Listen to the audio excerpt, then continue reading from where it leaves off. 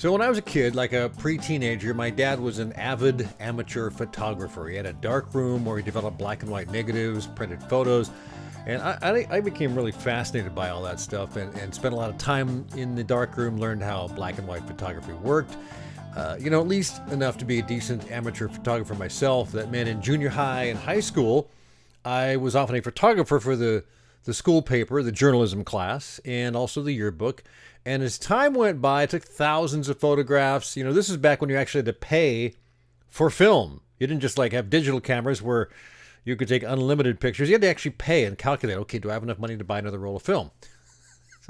And normally I'd buy the 35 millimeter film in the 36 exposure roll instead of the 24 exposure roll because it was a little bit less per exposure. I'd take color photographs, black and whites. I'd get color prints. I'd take color slides. I'd just do it all. It was all pretty cool. My dad used to put together slideshows, and when we had family get-togethers, he'd show those slideshows to relatives. It was, kind of like the highlight of the reunions, right? Hey there, it's Tim Patterson. This is Trade Show Guy Monday Morning Coffee. It's Monday, May 27th, Memorial Day.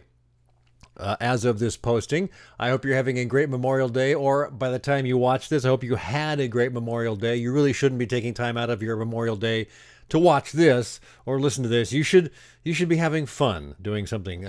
Maybe Tuesday, Wednesday after you can watch this. All right. As owner of Trade Show Guy Exhibits, we work with a lot of clients that want to upgrade their exhibit properties with either a new exhibit or maybe a modest reskinning of the graphics or something else. It's never boring. I love what I do. And I also take my old radio background and get in front of the microphone and do the podcast and the video. Later on in today's program, I'll have a trade show tip and this week's one good thing. But back to photography. Why did I mention that? Well, one of the favorite things I did with my film SLR cameras was to do time lapse, where you leave the shutter open for like a minute or 5 minutes or 20 minutes or whatever, to do night exposures, things like that. A lot of fun stuff. Do longer exposures. Sometimes you do them at dusk. Sometimes you do them at dawn. A lot of fun to do that sort of thing. It's always an experiment. You never know what you're going to get out of it. It's also a lead into today's guests on the podcast, Josh Banks and Marie Ferguson of TimelapseCameras.com. I connected with them prior to the National Association of Broadcasters show in Las Vegas in April. Met Josh at his booth. We got to talking. I thought it would be fun to invite him onto the show because of the way their product can be used in conjunction with trade shows. They do it with real estate and other things, construction. But this is kind of fun too. So this is how that interview went. Welcome to Trade Show Guy Monday Morning Coffee. I want to welcome Josh Banks and Marie from Time Lapse Cameras to the program. I appreciate you guys being here. Thank you very much. Hi, Tim. How are you? I'm unbelievable. How are you, Marie? We're great. Well, good. So I ran across you guys prior to NAB, my first time ever at the National Association of Broadcasters, which was in April down in Las Vegas. And I think you guys got a press release, and we exchanged a couple of emails, and I came by your booth to chat with you. Fascinating product. I really like the time-lapse camera. So tell me a little bit about the product itself and the company. Well, we specialize in dedicated long-term time-lapse cameras. So in your instance, in your case, it was time-lapsing of a booth build, trade show booths. So you can set up a camera like this to capture, say, every 30 seconds, and it will run for an extended duration without the need to change batteries. And we're talking weeks at capture every 30 seconds. That's really fascinating. And we can talk about some of the footage that I was just looking at in your website here a brief time ago. So tell me about your experience at the NAB. How did that go for you guys?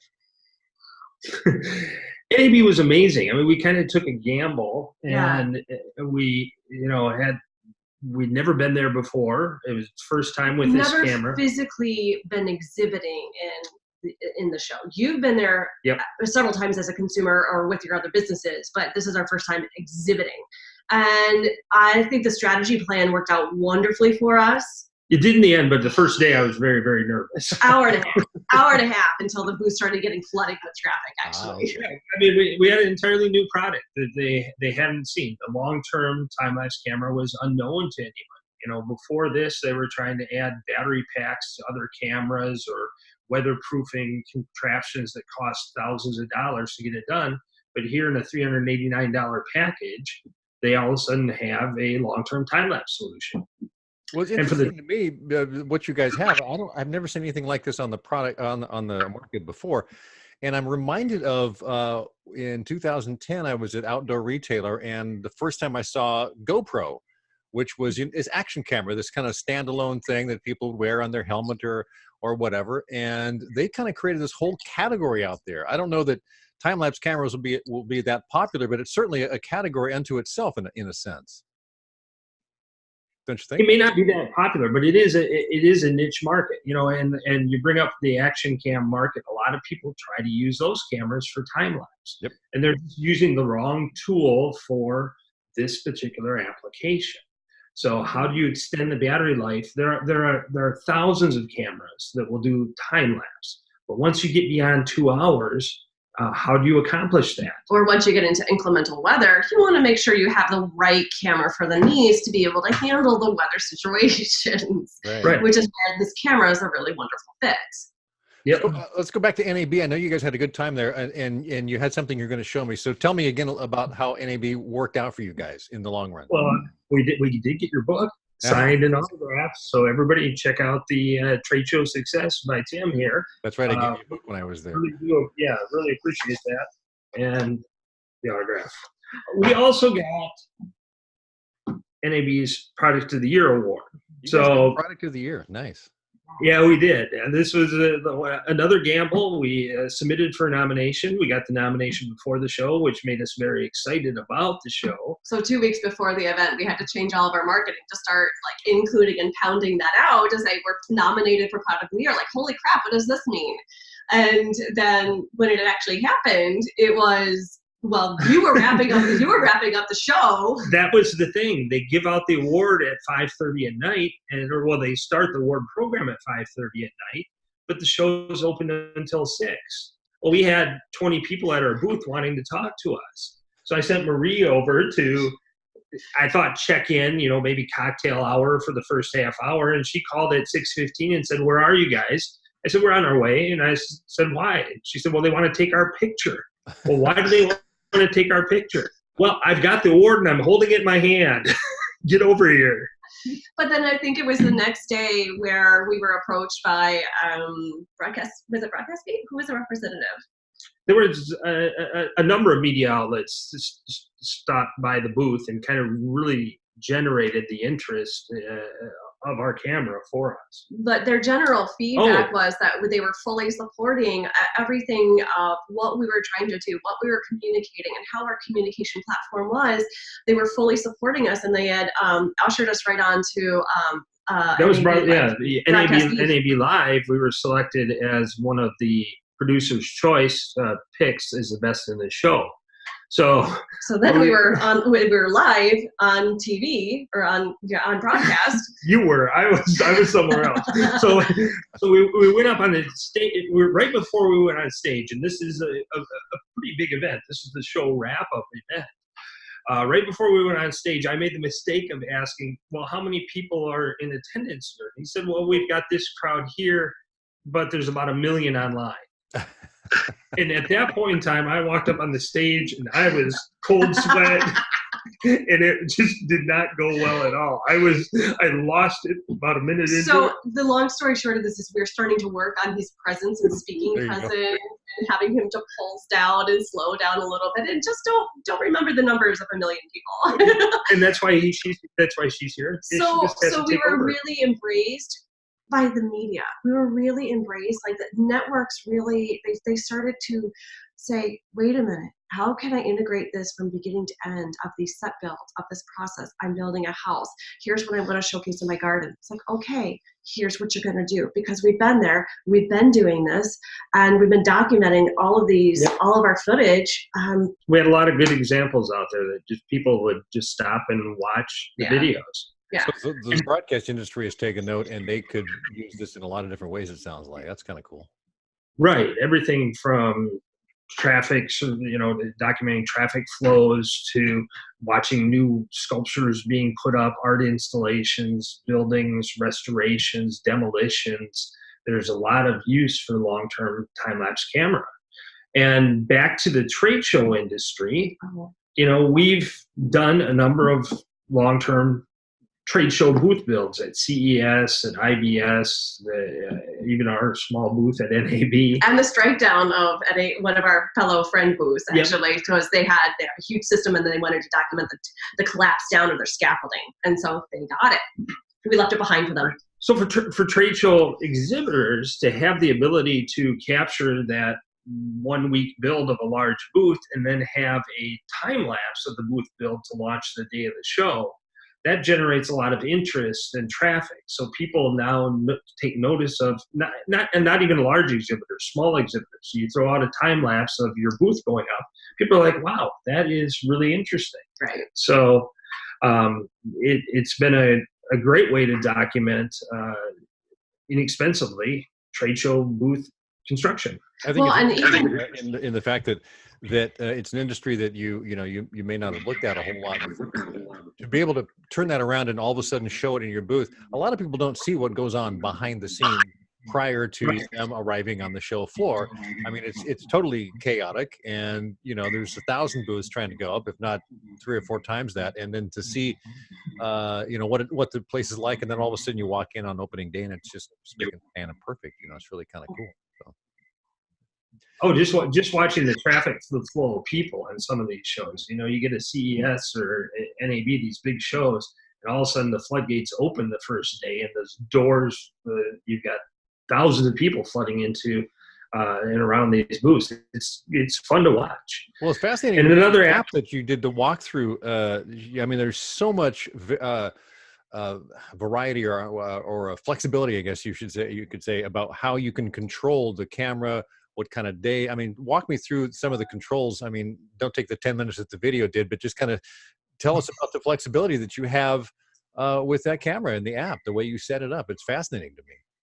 Oh, shoot, I was wondering if we could fire one up and show you. But it is all Wi-Fi app controlled. And within the app, you can control the zoom range. So it's got a 16 to 35 millimeter equivalent optical zoom. You can control the time interval, so you can capture, say, once a second, once every 10 seconds, once a minute. So depending on the length of your video, you would choose a different time interval.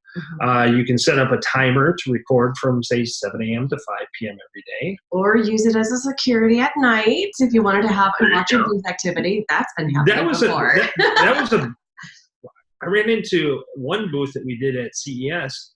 They were interested in the footage that the camera had to monitor what their security guard that they had paid for was doing. So they just wanted to make sure that the security guard was on site at the booth. And they were. All hours. They were. But it was just an Interesting catch. I hadn't thought that it would be a good capture. Right. You can control the days of week that you're recording. You can control I'm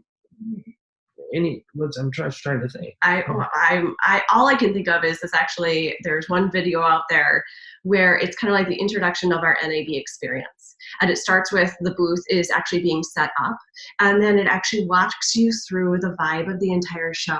And that was all 100% filmed with this camera, but at different intervals. And so as a content creator, I was using it in the action category. Like, I should have had my iPhone. I could have had my GoPro. No, I used this thing and then strung the videos together within the different time speeds. And so using a constant capture interval gives you real life motion video. And then when I wanted to watch the crowds, shut the camera down, turn the app on, adjust my interval for capture, which was like about 2 seconds or 5 seconds, stand there for 20 minutes, get the content. Now I've got that clip, move to a new location. And then I was grabbing tidbits of all this action, because that was the vibe of the entire event. Well, what's fascinating to me is when I first heard about because I kind of like the technology anyway. I kind of geek out about camera stuff. I've been a photographer, amateur since I was a kid, and I used to play around in the darkroom with my dad, right? Developing negatives and stuff. But so the time lapse was kind of fun. But then I thought, oh gosh, this has got to be thousands of dollars. And then I went to your website and went, wait a minute, you're only $300 or $400. I went, wow, this is cool. I got to get one of these. So. Right, and with the ability to shoot in 1080 with the full HD color, plus being in post-processing, if we wanted to go ahead and bump up to 4K, totally possible. and it's weatherproof and ready to go. Yeah. So it's a complete solution for time lapse beyond 2 hours. Yeah. Very fun. And great to hear about your NAB experience. Josh and Marie from Time Lapse Cameras. So where's the best place to find this stuff? Timelapsecameras.com is our retail site. There's a website, Affidus, A-F-I-D-U-S, cam.com, affiduscam.com. It is the Affidus camera. Okay. So our dedicated website to showing all the great features of the camera is affiduscam.com. Learning and Some good tutorials. videos there as well. We'll make sure we link to all of that. And if you have any special trade show videos you want us to embed in the blog post, we'll make sure we get those in there as well. So I appreciate you giving me the time. We've got a few. Thank you very much. No, thank you, Tim. Have a great day. All right. And thanks again to Josh and Marie of timelapsecameras.com for being on the show. Be sure to check the show notes for links to their products and examples of some of the time-lapse footage. And congratulations to them for getting Product of the Year as well at NAB. This week's trade show tip has something to do with photography, documentation. I'm a fan of documenting as much as possible of your trade show appearance. A couple of reasons. Number one, it's easy to forget what actually happened and how things actually looked. So you take a lot of pictures. The other reason is because if you have a booth that only goes up once or twice a year, you're not going to want to pull it out of the crates and set it up just to see how something looks. So you take a lot of pictures of it, backside, front side, whatever you can do. Get a lot of pictures, documentation. Keep detailed records on costs, number of leads generated, amount of sales from the leads, and so much more. So document everything. In my experience, you can never have too many records. All right, so to wrap it up, this week's one good thing. Yesterday, I saw this little trailer for the new Terminator movie, and I went, "What? There's a new Terminator movie coming? Ooh, let me check this out." I had no idea this was coming down the pike. Looks like Linda Hamilton from the original movie. The original Terminator movie is in it. James Cameron, the original director, is back producing, not directing. Arnold Schwarzenegger has at least a cameo in it, so the trailer looks great. I hope the movie turns out half as good as the trailer, which looks like a lot of fun. So I'm looking forward to that. So this week's one good thing. And that's it for this week's Trade Show Guy Monday Morning Coffee. Happy holidays and have a great week. See you in June.